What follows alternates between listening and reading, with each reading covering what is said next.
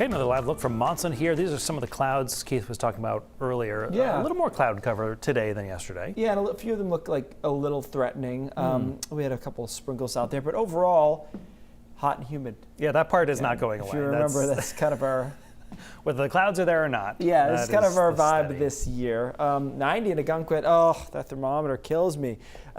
86 in Portland, 85 in Arundel. It's like a +4, I've realized. It's 4 or 5 degrees too warm.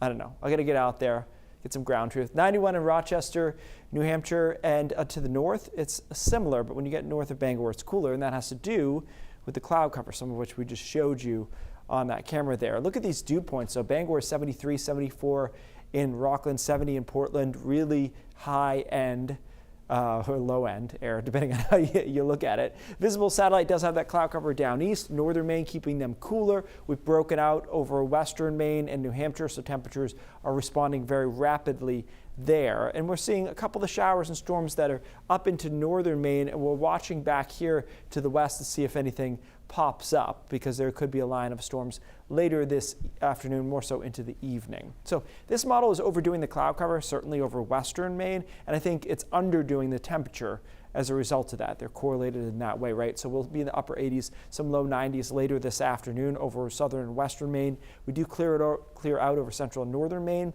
into the mid 80s there. And then we'll watch a line over New Hampshire and see if it can move in here tonight. I think there's a possibility we could have a rumble of thunder kind of in the middle of the night tonight through 2, 3 in the morning, even into the mid-coast and down East Maine. We get that activity though offshore by tomorrow morning, and it's just another hot and humid day tomorrow. Probably less in the way of cloud cover when compared to today, giving us a chance to be warmer than today in the upper 80s and low 90s. Dew points again remain high, and then we'll watch some thunderstorms developing to the west again on Wednesday night. These could be strong to severe, so we'll watch these because we'll really be percolating that atmosphere through the day on Wednesday, giving us a chance to keep these together through the middle of the night, Wednesday night into early Thursday. Still rain Thursday morning. I think this model's maybe a little optimistic in how quickly it clears us out.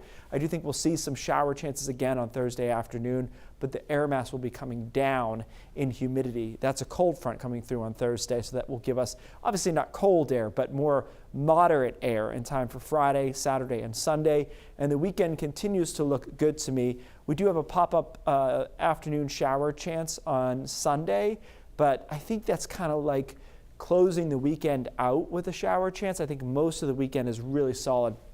And later in the day on Sunday, we could see an isolated thunderstorm. I don't think there are that many of them, though, around. So another great weekend. Temperatures will come back to reality a bit here as the air mass resets itself.